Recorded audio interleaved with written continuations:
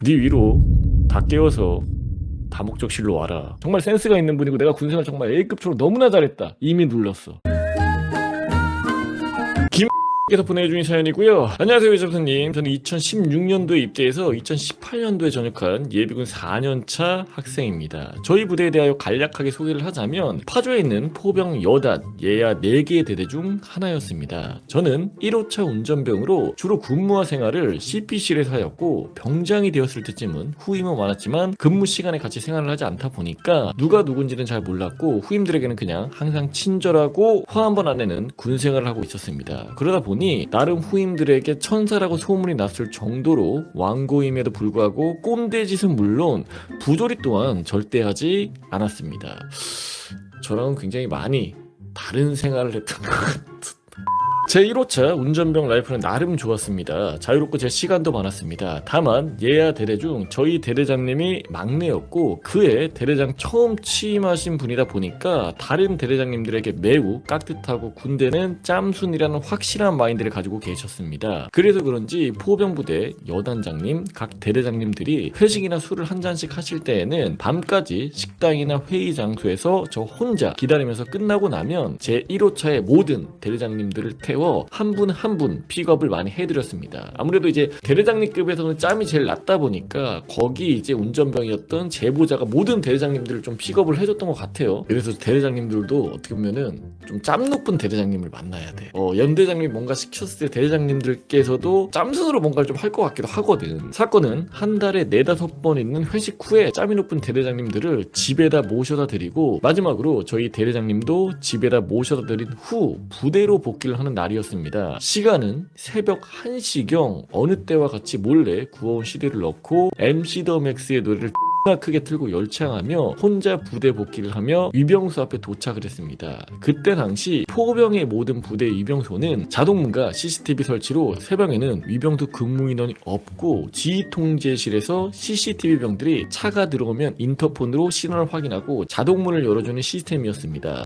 좀 많이 좀 현대화가 된 것 같아요. 예전에 무조건 후화를 해야 그렇게 이제 가능했지만 지금은 그냥 CCTV 병들이 그렇게 확인을 하나 봐요. 모든 부대가 그렇지는 않겠지. 원래 같았으면 인터폰을 하기도 전에 제 1호차가 위병소에 다다르면 CCTV 병들이 확인하고 바로 문을 열어줘야 되는데 그날따라 문을 안 열어주더군요. 그러니까 딱 보고 1호차병 확인하고 바로 들어가야 되는데 그게 안 된 거지. 그래서 저는 인터폰을 하려고 큰 위병소 문 밖에 위치한 인터폰 수화기를 들었는데 선이 고장났는지 수화음도 안 들리고 아예 불이 안 켜져 있는 것이었습니다. 그때부터 뭔가 큰일 났다 싶어서 CCTV에다가 쌍라이트를 개 조지고 클락션도 미친 듯이 울렸는데도 아무런 반응이 없어서 아 이거 새벽 2시에 복귀도 못하고 몸은 피곤해서 얼른 들어가서 자고 싶었는데 부대 밖에서 혼자 들어가지도 못하고 멘붕이 왔습니다. 왜냐면 1호차 운전병도 잠을 자고 일어나야 내일 아침에 또 스케줄을 소화를 시킬 거 아니야. 본인도 피곤한데 안 열리니까 답답한 거지. 그러니까 계속 불빛 딸깍딸깍 거리고 빵빵 누른데도 군부대에서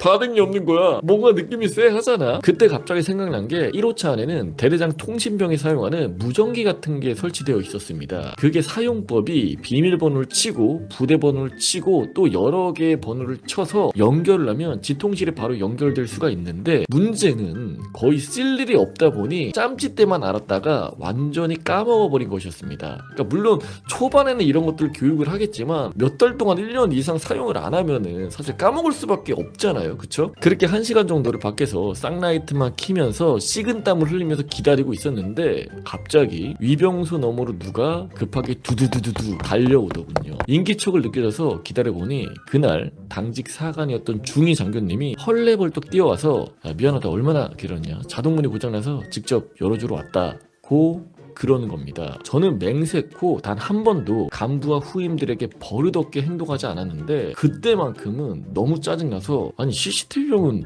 뭐합니까? 라고 개퉁명스럽게 말을 하니 미안하다 얼른 올라가자고 그러더군요. 근데 사실 이미 1시간 가량을 기다리니까 본인 입장에도 진짜 짜증이 날 수밖에 없이 CCTV형이 제대로 확인만 했으면은 뭐 지금 열어줄 일이 없잖아요. 저는 군생활하면서 이렇게 분노가 치밀어 올랐던 적이 없었습니다. 그 분노를 품고 저는 제가 밖에서 난리치고 있던 시간에 CCTV형이 누구였는지 확인하러 근무표를 보러 갔습니다. 나 같아도 확인하러 갔었을 것 같아. 진짜로. 보러 가는 와중에 이 새끼는 오늘 죽여버려야겠다는 다짐을 했고, 하지만 한편으론 제발 우리 운전병 분대의 후임이 아니길 빌면서 근무표를 확인했는데 딱 그 시간대에 저희 운전병 후임 중 1병 정도 하는 애가 근무를 섰던 것이었습니다. 마음을 다스리려고 정말 많은 생각을 했지만 너무 화가 나서 천사 선임이고 나발이고 그놈이 있는 생활관으로 돌진을 했습니다.